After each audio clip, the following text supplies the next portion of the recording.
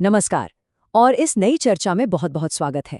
आज हम एक बेहद ही दिलचस्प विषय पर बात करने वाले हैं, भगवान शिव की ब्रह्मांडीय पहचान और उनका शाश्वत स्वरूप। देखिए, किसी भी धार्मिक पहलू से परे हटकर आज हम पूरी तरह से एक निष्पक्ष और तथ्यात्मक नजरिए से इस विषय को समझने की कोशिश करेंगे। तो चलिए, बिना किसी देरी के सीधे इस रहस्यमयी दुनिया में गोता लगाते हैं। इस अध्ययन के लिए हमारा रोड मैप काफी सीधा है। हम शुरुआत करेंगे उत्पत्ति और मूल तत्व से, फिर उनके अद्भुत स्वरूप और निवास को डिकोड करेंगे। इसके बाद शिव के परिवार, उनसे जुड़ी कुछ प्रमुख कथाओं, पूजा के तरीकों और महाशिवरात्रि पर बात होगी। और आखिर में देखेंगे कि इन सब से हमें असल जीवन के लिए क्या व्यवहारिक सीख मिलती है।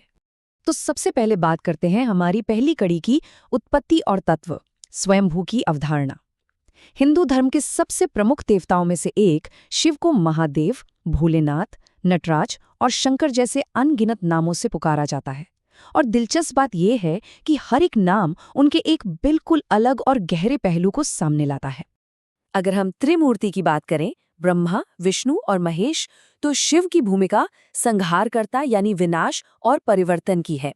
लेकिन रुकिए, यहाँ सबसे ज्यादा हैरान करने वाली बात उनका स्वरूप है।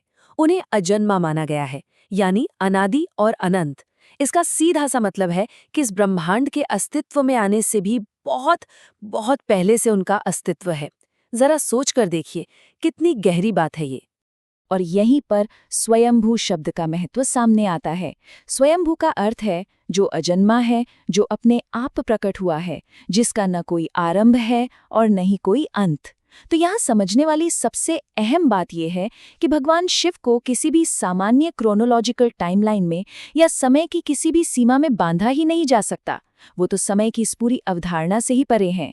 चलिए अब आगे बढ़ते हैं और उनके अद्भुत स्वरूप और निवास से जुड़े प्रतीकों को थोड़ा डीकोड करते हैं, क्योंकि उनका ये रूप सिर्फ कोई शारीरिक बनावट नहीं है, बल्कि इसका हर एक भौतिक गुण किसी न किसी गहरे दार्शनिक अर्थ को अपने अंदर समेटे हुए है। इस बात को ऐसे समझते हैं, माथे पर जो तीसरी आंख है वो सिर्फ एक आंख नहीं, बल्कि सर्वोच्च ज्ञान और विनाश का प्रतीक है। शरीर पर लगी भस्म ये पूरी तरह से वैराग्य या सांसारिक मोह माया से मुक्ति को दर्शाती है। और अगर निवास स्थान की बात करें तो माउंट कैलाश को शांति और ध्यान का बिल्कुल अंतिम केंद्र माना गया है। मतलब हर एक भौतिक विवरण वास्तव में एक बहुत ही गहरे दार्शनिक विचार का रूपक है। खैर, बात यहीं खत्म नहीं होती। कुछ और भी रहस्यमयी तत्व हैं जो इस स्वरूप को पूरा करते हैं, जैसे जटाओं से बहती हुई पवित्र गंगा, गले में लिपटा हुआ नाग और हाथों में त्रिशूल के साथ डमरू।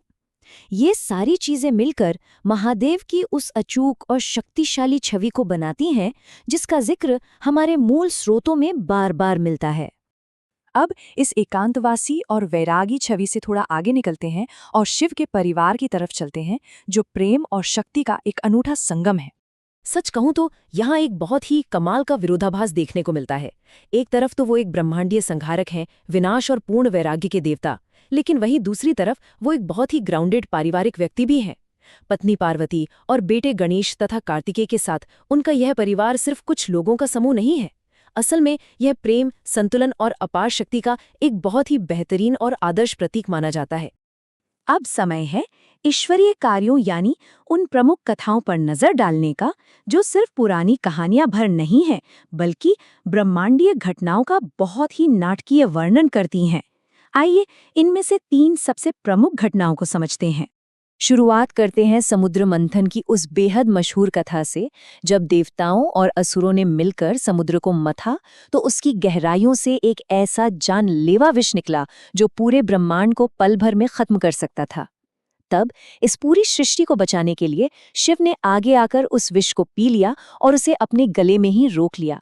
इसी वजह से उनका गला नीला पड़ गया और उन्हें नीलकंठ कहा जाने लगा। निस्वार्थ त्याग की इससे बड़ी मिसाल और क्या ही होगी।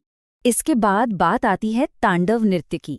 नटराज के रूप में किया जाने वाला शिव का ये तांडव कोई आम नृत्य बिल्कुल नहीं है। इसे ब्रह्मांड के निर्माण और विनाश के लगातार चलने वाले चक्र का प्रतीक माना गया है। ये एक ऐसा परम संतुलन है जहां एक चीज के खत्म होने पर ही किसी नई चीज की शुरुआत होती है। और तीसरी कथा है गंगा अवतरण की। अब यहाँ पर जो सबसे दिलचस्प बात सामने आती है वो ये कि जब पवित्र नदी गंगा धरती पर उतर रही थी तो उसका बहाव इतना ज्यादा प्रचंड था कि वो सब कुछ तबाह कर सकती थी। उस विनाशकारी प्रवाह को काबू में करने और धरती को बचाने के लिए शिव ने गंगा को अपनी जटाओं में ही धारण कर लिया। ये घटना उनके एक रक्षक स्वरूप को बहुत ही खूबसूरती से दिखाती है। चलिए अब इन बड़ी बड़ी ब्रह्मांडीय कथाओं से थोड़ा जमीनी स्तर पर आते हैं और देखते हैं कि आम लोग और भक्त महादेव की आराधना कैसे करते हैं, यानी पूजा और महाशिवरात्रि का पर्व। हैरान करने वाली बात यह है कि ब्रह्मांड के इतने शक्तिशाली देवता होने के बावजूद शिव की पूजा को सबसे ज्यादा सरल माना गया है। उन्हें खुश करने के लिए किसी बहुत भव्य आयोजन या महंगी महंगी चीजों की बिल्कुल जरूरत नहीं होती। सिर्फ थोड़ा सा साफ जल और कुछ बेलपत्र, बस इतना ही काफी है। हाँ, सबसे जरूरी शर्त सिर्फ एक है, एक सच्चा और पवित्र मन। और शायद यही सादगी उन्हें आम लोगों के सबसे ज्यादा करीब लाती है। और जब भी शिव की पूजा का जिक्र होता है तो महाशिवरात्रि की बात आना तो स्वाभाविक है। शिव को समर्पित इस सबसे बड़े पर्व में भक्त पूरी रात जागकर कठोर व्रत रखते हैं और गहरे ध्यान में डूबे रहते हैं। ये जो पूरी रात का जागरण है ना, ये दरअसल आध्यात्मिक चेतना और पूरी तरह से समर्पण का एक बहुत ही सुंदर और शक्तिशाली उदाहरण है। अब हम आ गए हैं अपने अंतिम और सबसे अहम पड़ाव पर, जीवन से मिलने वाली सीख।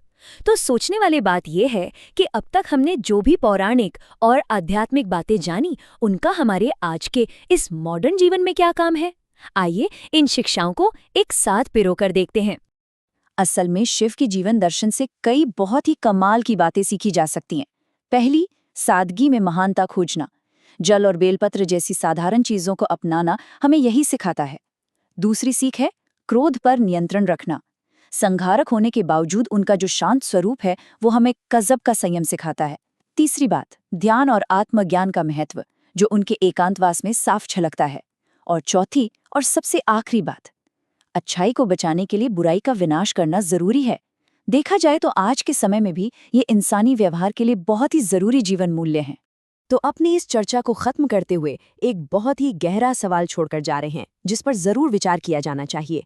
विनाश और निर्माण के इस ब्रह्मांडीय संतुलन को गहराई से समझने पर क्या हमें अपने खुद के रोजमर्रा के जीवन में शांति और एक सही बैलेंस बनाए रखने में मदद मिल सकती है? जरा सोचिएगा इस बारे में।